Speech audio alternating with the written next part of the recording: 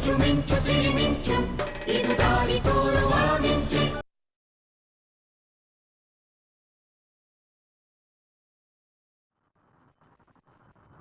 Hello Jagadish.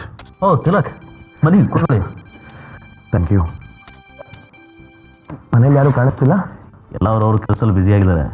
ಚಿತ್ತು institute ಹೋಗಿದ್ದಾನೆ. Okay. Tilak, ಯಾವಾಗ ಬಂದೆಪ್ಪ? ಈಗ ತಾನೇ ಬಂದೆಮ್ಮ. ಚೆನ್ನಾಗಿದ್ಯಾ? ಚೆನ್ನಾಗಿನಮ್ಮ, ನೀವು ಹೇಗಿದ್ದೀರಾ? ನಾನು ಚೆನ್ನಾಗಿದ್ದೀನಿ. ನಾನು ಮದುವೆ ಆಗೋ ವಿಚಾರ ಕೇಳಿ ನಮ್ಮನೇಲಿ ಎಲ್ರಿಗೂ ತುಂಬಾ ಸಂತೋಷ ಆಗಿದೆ. ಅದೆಲ್ಲಕ್ಕಿಂತ ಹೆಚ್ಚಾಗಿ ನನ್ನ ಗುರುಗಳೊಬ್ರು ಕೃಷ್ಣಕಾಂತ್ ಜೋಶಿ ಅಂತ ಇದ್ದಾರೆ. ಅವರು ನಾನು ಮದುವೆ ಆಗ್ತಿದ್ದೀನಿ ಅನ್ನೋ ವಿಚಾರ ಕೇಳಿ ತುಂಬಾ ಸಂತೋಷಪಟ್ಟರು. ಅವರು ನನ್ನನ್ನು ಅವ್ರ ಮಗನ ಥರನೇ ಬೆಳೆಸಿದ್ದಾರೆ. ನಾನು ಅಷ್ಟೇ, ಊರಿಗೆ ಹೋದಾಗೆಲ್ಲ ನಮ್ಮನೆಗಿಂತ ಹೆಚ್ಚಾಗಿ ಅವ್ರ ಮನೇಲಿ ಇರ್ತೀನಿ. ಅವ್ರು ನನಗೆ ತುಂಬಾ ಆತ್ಮೀಯರು. ನಾನು ಎಲ್ರಿಗಿಂತ ಅವ್ರನ್ನ ಹೆಚ್ಚಾಗಿ ಗೌರವಿಸ್ತೀನಿ. ನಿಜ ಹೇಳಬೇಕು ಅಂದರೆ ಅವ್ರು ಹೇಳ್ಪಟ್ಟ ದಾರಿಲ್ಲ ನಾನು ಇವತ್ತು ನಡೀತಾ ಇರೋದು. ನಾನಿವತ್ತು ಏನೇ ಆಗಿದ್ದೀನಿ ಅಂದರೂ ಅದಕ್ಕೆ ಕೃಷ್ಣಕಾಂತ್ ಜೋಶಿ ಅವರೇ ಕಾರಣ. ನಿನ್ನ ಗುರುಗಳ ಬಗ್ಗೆ ಇಷ್ಟೊಂದು ಗೌರವ ಇಟ್ಕೊಂಡಿರೋದು ನೋಡಿದರೆ ತುಂಬ ಸಂತೋಷ ಆಗುತ್ತಪ್ಪ. ನಮ್ಮ ಗುರುಗಳ ವ್ಯಕ್ತಿತ್ವನೇ ಹಾಗೆಮ್ಮ. ಅದರಿಂದ ನನ್ನ ಮೇಲೆ ತುಂಬಾ ಪ್ರಭಾವ ಬೀರಿದೆ. ಚಿಕ್ಕಂದಿಂದಲೂ ನಾನು ಅವ್ರ ಮೇಲೆ ಬೆಳೆದು ಬಂದದ್ದು. ಅವ್ರಿಗೂ ಕೂಡ ನನ್ನ ಕಂಡ್ರೆ ಅಷ್ಟೇ ಪ್ರೀತಿ. ನಾನು ಏನೇ ಕೆಲಸ ಮಾಡಿದ್ರು ಅವ್ರ ಆಶೀರ್ವಾದ ಬೆಂಬಲ ಯಾವತ್ತೂ ಇದ್ದೇ ಇರುತ್ತೆ.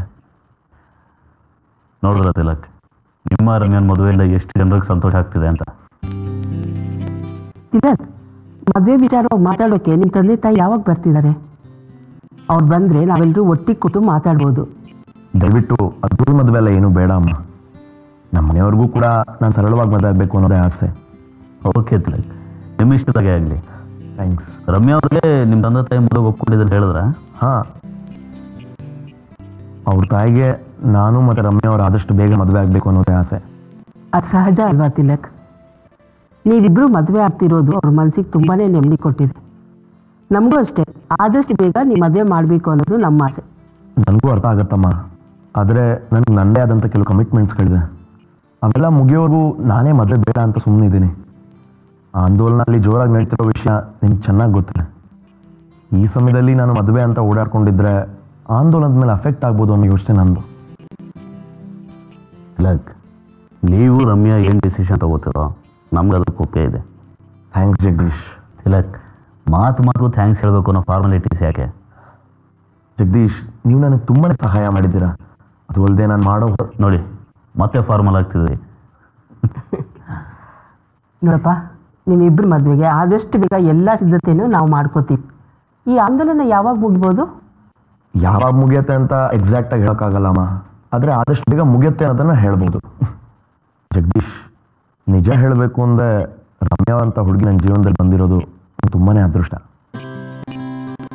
ನನ್ನ ಆದರ್ಶಗಳನ್ನ ಬೆಂಬಲಿಸಿ ನನಗೆ ಸಪೋರ್ಟ್ ಮಾಡುವಂಥ ಹುಡುಗಿ ಸಿಗ್ತಾಳೋ ಇಲ್ವೋ ಅಂತ ನಾನು ಅಂದ್ಕೊಂಡಿದ್ದೆ. But I am lucky. ನಾನು ಹೇಳಿಲ್ವ Tilak, you both are made for each other ಅಂತ. ಇನ್ಫ್ಯಾಕ್ಟ್ ರಮ್ಯಾ ಅವರು ನನಗೆ ಮುಂಚೆ ತುಂಬ ಇಷ್ಟ ಆಗಿದ್ದರು. ಆದರೆ ಅವ್ರ ಹತ್ರ ಇದನ್ನು ಹೇಗೆ ಹೇಳ್ಕೊಡೋದು ಅಂತ ನಾನು ಅಂದ್ಕೊಂಡಿದ್ದೆ. ನಿಮ್ಮಿಂದಾಗಿ ನನ್ನ ಮನಸ್ಸಿನ ಮಾತು ಅವ್ರ ಹತ್ರ ಹೇಳ್ಕೊಡೋಕ್ಕೆ ಸುಲಭ ಆಯಿತು. ತಿಲಕ್, ನೀವಿಬ್ಬರು ಒಬ್ರನ್ನೊಬ್ರು ಇಷ್ಟಪಟ್ಟಿದ್ದೀರಾ, ಮದುವೆ ಆಗ್ತಿದ್ದೀರಾ. ನಿಮ್ಮ ಇಬ್ಬರ ಅಭಿಪ್ರಾಯನ ತಿಳ್ಕೊಂಡು ದೊಡ್ಡವರಾದ ನಾವು ನಮ್ಮ ಕರ್ತವ್ಯ ಮಾಡ್ತಾ ಇದ್ದೀವಿ. ನೀವಿಬ್ಬರು ಯಾವಾಗಲೂ ಸಂತೋಷವಾಗಿರ್ಬೇಕು ಅನ್ನೋದೇ ನಮ್ಮ ಆಸೆ.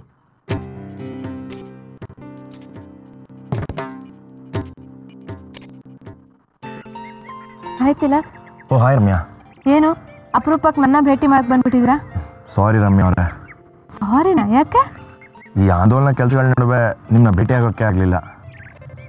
ಪರವಾಗಿಲ್ಲ, ನಿಮ್ಮ ಮೇಲೆ ಎಷ್ಟು ಪ್ರೆಷರ್ ಇದೆ ಅಂತ ನನಗೆ ಗೊತ್ತಿದೆ. ನೀವು ಮಾಡೋ ಕೆಲಸಕ್ಕೆ ನನ್ನ ಸಪೋರ್ಟ್ ಯಾವಾಗಲೂ ಇದ್ದೇ ಇರುತ್ತೆ. ಥ್ಯಾಂಕ್ಸ್ ರಮ್ಯಾ. ನನ್ನ ಮೇಷ್ಟ್ರೊಬ್ರು ಕೃಷ್ಣಕಾಂತ್ ಜೋಶಿ ಅಂತ ಇದ್ದಾರೆ. ಅವ್ರ ಕಂಡ ನನಗೆ ತುಂಬ ಗೌರವ ಮತ್ತು ಅಭಿಮಾನ. ಅವರು ಕೂಡ ನನ್ನನ್ನು ಅವ್ರ ಮಗನ ಥರನೇ ತಿಳ್ಕೊಂಡಿದ್ದಾರೆ. ಅವ್ರು ನನ್ನ ಮದುವೆ ವಿಚಾರ ಕೇಳಿ ತುಂಬಾ ಸಂತೋಷ ಆಗಿದೆ. ಹೌದಾ?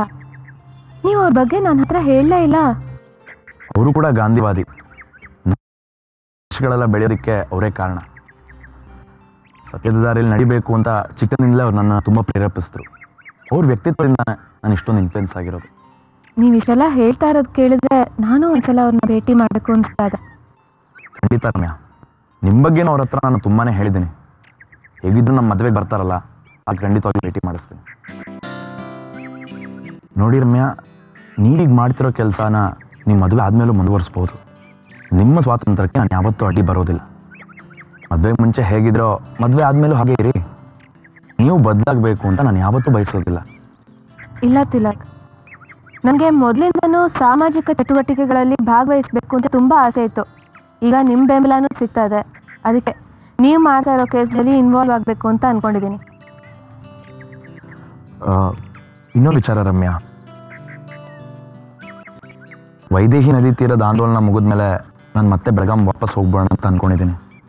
ಅಲ್ಲಿ ನಮ್ಮ ಆಶ್ರಮ ಇರೋ ವಿಚಾರ ನಿಮಗೆ ಗೊತ್ತೇ ಇದೆ. ಇಷ್ಟು ದಿನ ನಮ್ಮ ತಂದೆ ನಡ್ಸ್ಕೊಂಡು ಹೋಗ್ತಾ ಇದ್ರು. ಈಗ ಅವ್ರಿಗೂ ವಯಸ್ಸಾಗಿದೆ. ನನ್ನ ಸಹಾಯದ ಅಗತ್ಯ ಅವ್ರಿಗೆ ತುಂಬಾ ಇದೆ. ಅದಕ್ಕೆ ನಾನು ಮತ್ತೆ ವಾಪಸ್ ಹೋಗ್ಬಿಡೋಣ ಅಂತ ಇದ್ದೀನಿ. ನೀವೇನು ಹೇಳ್ತೀರಾ? ಮದುವೆ ಆದಮೇಲೆ ನಾವಿಬ್ಬರು ಹೋಗಿ ಆಶ್ರಮದಲ್ಲೇ ಇರೋಣ. ಥ್ಯಾಂಕ್ಸ್ ರಮ್ಯಾ. ಅದೇ ನೀವು ನಿರ್ಧಾರನ ಸಂತೋಷದಿಂದ ಒಪ್ಕೊಂಡಿದ್ದೀರ ತಾನೆ?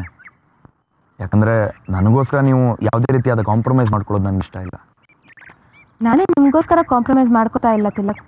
ನನಗೂ ಆ್ಯಕ್ಚುಲಿ ಮದುವೆ ಆದಮೇಲೆ ಆಶ್ರಮದಲ್ಲೇ ಇರಬೇಕು ಅಂತ ಆಸೆ ಇತ್ತು. ಅದ್ರ ಬಗ್ಗೆ ಮಾತಾಡೋಣ ಅಂತಲೂ ಅಂದ್ಕೊಂಡಿದ್ದೆ. ತುಂಬ ಸಂತೋಷ ರಮ್ಯಾ.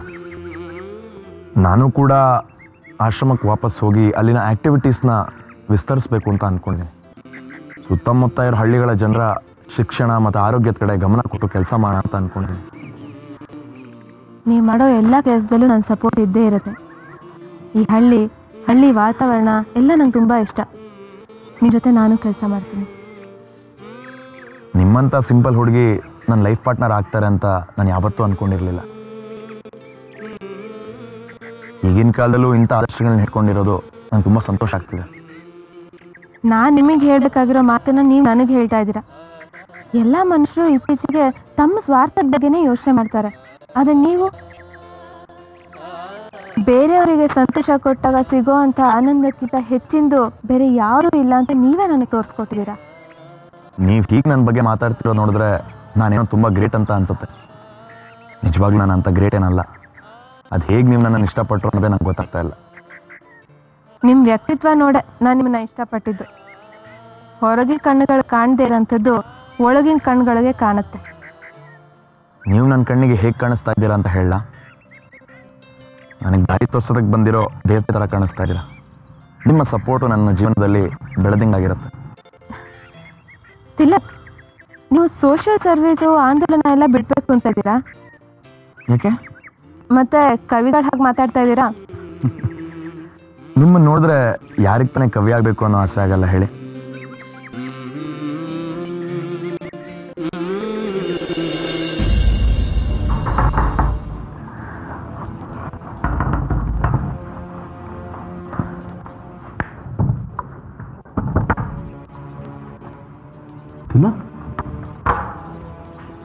ತಿಲಕ್, ಬನ್ನೊಳಗೆ.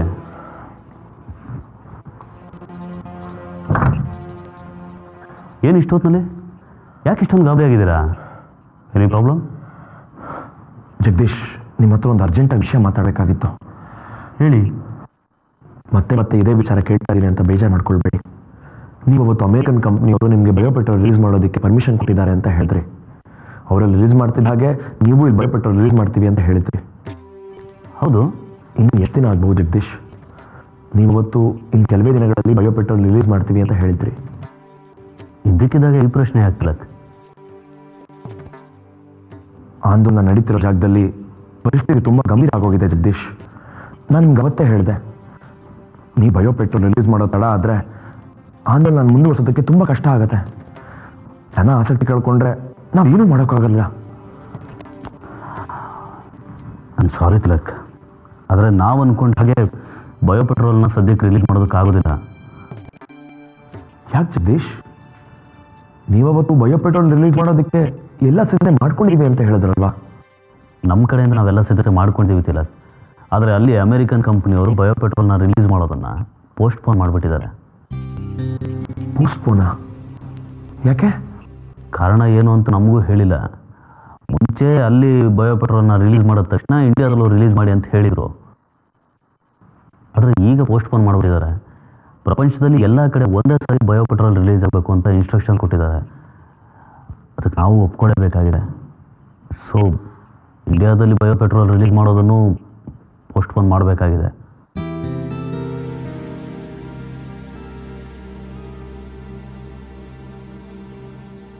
ತುಂಬ ತೊಂದರೆ ಆಗುತ್ತೆ ಜಗದೀಶ್. ಈಗಾಗಲೇ MLC ಅವರು ಜನರನ್ನು ತುಂಬ ಬೆದರಿಸ್ತಾ ಇದ್ದಾರೆ. ನನಗೂ ಕೂಡ ಥ್ರೆಟನಿಂಗ್ ಕಾಲ್ಸ್ ಬರ್ತಾ ಇದೆ.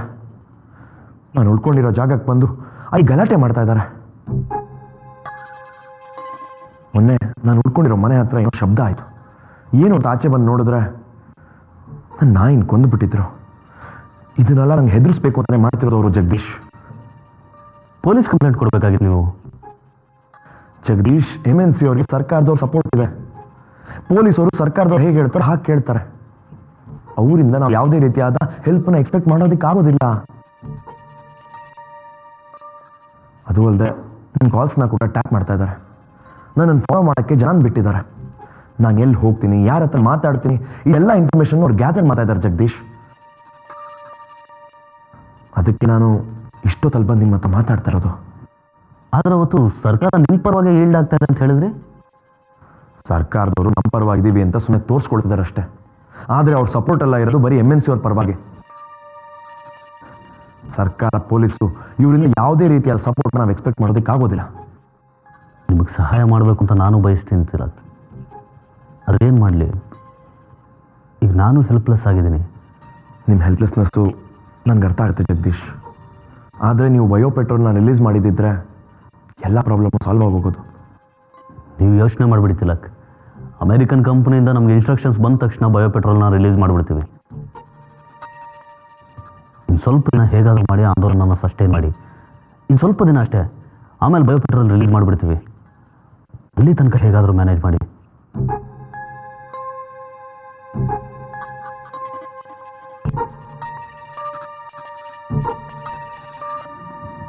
ಪ್ಲೀಸ್.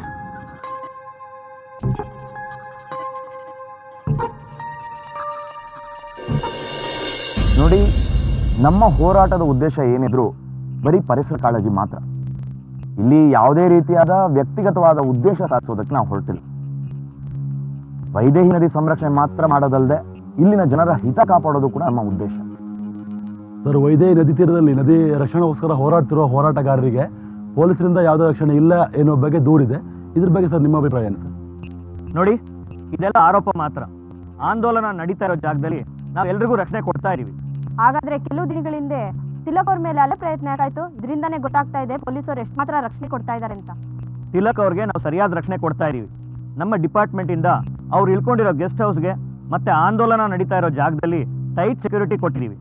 ನೀವು ಇಷ್ಟೆಲ್ಲ ಭದ್ರತಾ ವ್ಯವಸ್ಥೆ ಮಾಡಿದ್ರು ಮತ್ತೆ ತಿಲಕ್ ಅವ್ರ ಮತ್ತೆ ಹಲ್ಲೆ ಮತ್ತೆ ಯಾಕಾಯ್ತು? ತಿಲಕ್ ಅವ್ರ ಮೇಲೆ ಹಲ್ಲೆ ಪ್ರಯತ್ನ ನಡೀತು ಅನ್ನೋದು ಬರೀ ರೂಮರ್ ಅಷ್ಟೇ. ಇದರಲ್ಲಿ ಯಾವ ಸತ್ಯಾಂಶನೂ ಇಲ್ಲ. ಇಲ್ಲಿನ ಪರಿಸರದಲ್ಲಿ ಶಾಂತಿ ಕದಡಬೇಕು ಅನ್ನೋ ಕಾರಣಕ್ಕೆ ಯಾರೋ ಕಿಡಿಗೇಡಿಗಳು ಈ ತರ ಗಾಳಿ ಸುದ್ದಿ ಹಬ್ಬಿಸಿದ್ದಾರೆ. ಬಹುಶಃ ನಿಮ್ಮ ಪ್ರಶ್ನೆಗೆ ತಿಲಕ್ ಅವರೇ ಉತ್ತರ ಕೊಟ್ರೆ ನೀವು ಕನ್ವಿನ್ಸ್ ಆಗ್ಬೋದು. ಇದಕ್ಕೆ ನೀವೇನ್ ಹೇಳ್ತೀರಾ ತಿಲಕ್? ಹೌದು, ಇವ್ರು ಹೇಳೋದು ನಿಜ. ನನ್ನ ಮೇಲೆ ಯಾವುದೇ ರೀತಿಯಾದ ಹಲ್ಲೆ ಪ್ರಯತ್ನ ನಡೆದಿಲ್ಲ. ಯಾರೋ ಸುಮ್ಮನೆ ಇಂಥ ಸುಳ್ಳು ಸುದ್ದಿಗಳನ್ನ ಹಬ್ಬಿಸ್ತಾ ಇದ್ದಾರೆ. ಈಗಾಗಲೇ ಇಲ್ಲಿ ಆಂದೋಲನ ತುಂಬಾ ಬಿರುಸಾಗಿ ನಡೀತಾ ಇದೆ. ಇಂಥ ಪರಿಸ್ಥಿತಿಯಲ್ಲಿ ಇಂಥ ಗಾಳಿ ಸುದ್ದಿಗಳನ್ನ ಹಬ್ಬಿಸಿ ಯಾರು ನಮ್ಗೆ ತೊಂದರೆ ಕೊಡಬೇಕು ಅಂತ ಪ್ರಯತ್ನ ಪಡ್ತಿದ್ದಾರೆ.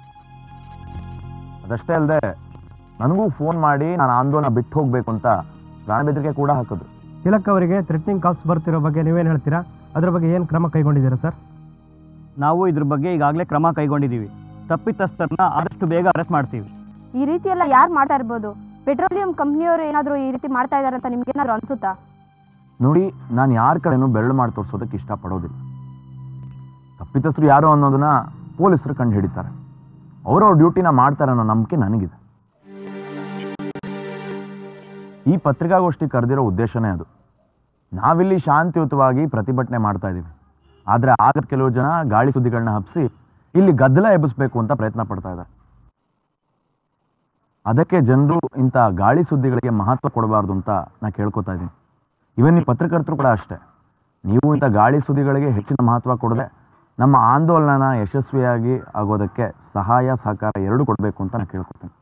ಜಿಲ್ಲಾ ವರಿಷ್ಠಾಧಿಕಾರಿಯಾಗಿ ಜನರ ಹತ್ರ ನೀವೇನು ಹೇಳ್ತೀರಾ ಸರ್? ತಿಲಕ್ ಅವ್ರು ಹೇಳಿದ ಹಾಗೆ ಜನರು ಇಂಥ ರೂಮರ್ಸ್ಗೆ ಕಿವಿ ಕೊಡಬಾರ್ದು. ನಾವು ಪೊಲೀಸರು ಜನರ ರಕ್ಷಣೆಗೆ ಅಂತಾನೆ ಇದ್ದೀವಿ. ಶಾಂತಿ ಕಾಪಾಡೋದಕ್ಕೆ ನನಗೆ ಜನರ ಸಹಕಾರ ಬೇಕು. ಹಾಗೆ ನೀವು ಪತ್ರಕರ್ತರು ಕೂಡ ಸಹಕಾರ ಕೊಡಬೇಕು. ನಿಮ್ಮ ಮತ್ತು ನಿಮ್ಮ ಆಂದೋಲನಕ್ಕೆ ಪೊಲೀಸರಿಂದ ಯಾವ ರೀತಿಯ ಸಹಕಾರ ಸಿಗ್ತಾ ಇದೆ? ಇಲ್ಲ, ನಮಗೆ ಪೊಲೀಸರಿಂದ ಒಳ್ಳೆ ರೀತಿಯ ಸೆಕ್ಯೂರಿಟಿನ ಸಿಗ್ತದೆ.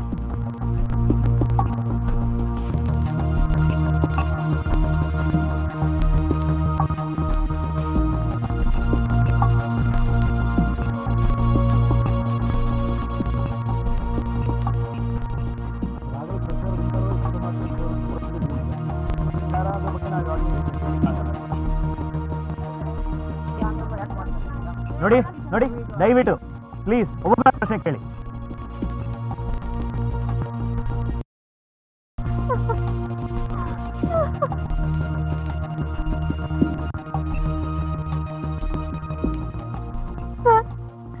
ದಯವಿಟ್ಟು ನನಗೆ ನ್ಯಾಯ ಕೊಡ್ತೀವಿ ಸರ್. ನಾನಿಲ್ಲಿ ನಿಮ್ಮನ್ನೇ ನಂಬ್ಕೊಂಡು ಬಂದಿದ್ದೀನಿ. ನೋಡಮ್ಮ, ಇಲ್ಲಿ ಪ್ರೆಸ್ ಕಾನ್ಫರೆನ್ಸ್ ನಡೀತಾ ಇದೆ. ಈಗ ಏನೇ ತೊಂದರೆ ಇದ್ರು ಇದು ಮುಗಿದ ಮೇಲೆ ಹೇಳು, ನಾವು ಆ್ಯಕ್ಷನ್ ತಗೋತೀವಿ. ಇಲ್ಲ ಸರ್, ನನಗಾಗಿರೋ ಅನ್ಯಾಯಕ್ಕೆ ಇಲ್ಲೇ ತೀರ್ಮಾನ ಆಗಬೇಕು. ಇಲ್ಲಿರೋ ಒಬ್ಬ ವ್ಯಕ್ತಿಯಿಂದನೇ ನನಗೆ ಅನ್ಯಾಯ ಆಗಿದೆ. ನೋಡಮ್ಮ, ಮೊದಲು ನೀನು ಯಾರು, ನಿನ್ನ ಹೆಸರೇನು ಅಂತ ಹೇಳು. ನಿನಗೆ ಯಾರಿಂದ ತೊಂದರೆ ಆಗಿದೆಯೋ ಅವ್ರ ಮೇಲೆ ಒಂದು ಕಂಪ್ಲೇಂಟ್ ಬರ್ಕೊಡು. ನಾವು ಇಮಿಡಿಯೇಟ್ ಆಗಿ ಆ್ಯಕ್ಷನ್ ತಗೋತೀವಿ. ಸರ್, ನನ್ನ ಹೆಸರು ಗಿರಿಜಾ ಅಂತ. ಇಲ್ಲಿರೋ ಒಬ್ಬ ವ್ಯಕ್ತಿ ನನಗೆ ಮೋಸ ಮಾಡಿದ್ದಾನೆ. ಅವನು ನನ್ನ ಮದುವೆ ಆಗಿದ್ದಾನೆ, ಆದರೆ ನಾನು ಅವನ ಹೆಂಡತಿ ಅನ್ನೋದನ್ನು ಮರ್ತು ಹೋಗ್ಬಿಟ್ಟಿದ್ದಾನೆ. ಈಗ ನಾನು ಅವನ ಮಗುಗೆ ತಾಯಿ ಆಗ್ತಾ ಇದ್ದೀನಿ. ಇಂಥ ಸಮಯದಲ್ಲಿ ನಾನು ಬಿಟ್ಟು ಹೋಗ್ಬಿಟ್ಟಿದ್ದಾರೆ ಸರ್. ಯಾರಮ್ಮ ಆ ವ್ಯಕ್ತಿ? ಎಲ್ಲರಿಗೂ ನ್ಯಾಯ ಕೊಡ್ಸೋಕ್ಕೆ ಅಂತ ಹೋರಾಡ್ತಾ ಅವ್ರ ಜೀವನದಲ್ಲಿ ಬೆಳಕಾಗಿರೋಂಥ ವ್ಯಕ್ತಿ. ಇಲ್ಲಿದ್ದಾರಲ್ಲ ತಿಲಕ್ ನಾಡ್ಕರ್ಣಿ, ಅವರೇ ನನ್ನನ್ನು ಮದುವೆ ಆಗಿರೋದು. ಈಗ ನನ್ನ ಜೀವನನ ಕತ್ಲು ಮಾಡಿದ್ದಾರೆ.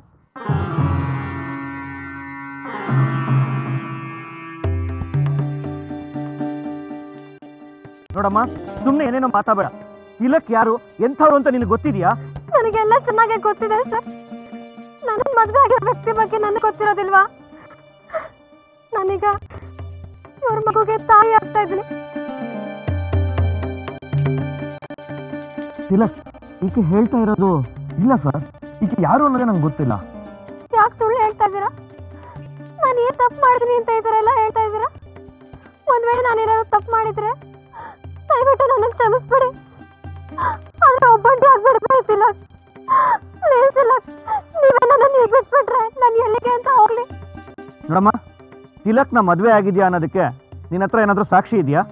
ಸರ್, ನಾನು ತಿಲಕ್ ಅವ್ರನ್ನ ಮೊದಲನೇ ಸಲ ಭೇಟಿ ಮಾಡಿದ್ದು ಅವ್ರು ಹುಲ್ಲಿಯೂರಲ್ಲಿ ಆಂದೋಲನ ನಡೆಸೋಕ್ಕೆ ಬಂದಾಗ. ಅಲ್ಲಿ ನಮ್ಮ ಪರಿಚಯ ಆಯಿತು. ಆಮೇಲೆ ಇಬ್ಬರು ಒಬ್ರನ್ನೊಬ್ರು ಇಷ್ಟಪಟ್ಟು ಮದುವೆ ಆದ್ವಿ. ಒಂದಿನ ಅವ್ರು ನನ್ನ ಬಿಟ್ಟು ಬಂದುಬಿಟ್ರು. ಯಾಕೆ ಏನು ಅಂತ ನನಗೇನೂ ಗೊತ್ತಿಲ್ಲ ಸರ್. ನಾನು ಇಷ್ಟು ದಿನ ಅವ್ರಿಗೆ ಕಾಯ್ತಾನೇ ಇದ್ದೆ. ಅವ್ರು ಎಲ್ಲಿದ್ದಾರೆ, ಏನು ಮಾಡ್ತಾ ಇದ್ದಾರೆ, ಏನು ನನಗೆ ಗೊತ್ತಿರಲಿಲ್ಲ.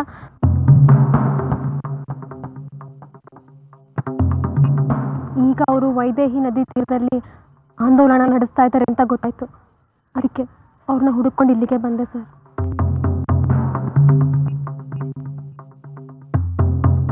ಸರ್, ದಯವಿಟ್ಟು ನಂಗೆ ಸಹಾಯ ಮಾಡಿ ಸರ್. ನಾನು ನಿಮ್ಮನ್ನ ನಂಬ್ಕೊಂಡು ಬಂದಿದ್ದೀನಿ ಸರ್. ನಾನು ಅವರು ಹುಲ್ಲಿಯೂರಲ್ಲಿ ಭೇಟಿ ಆದ್ವಿ.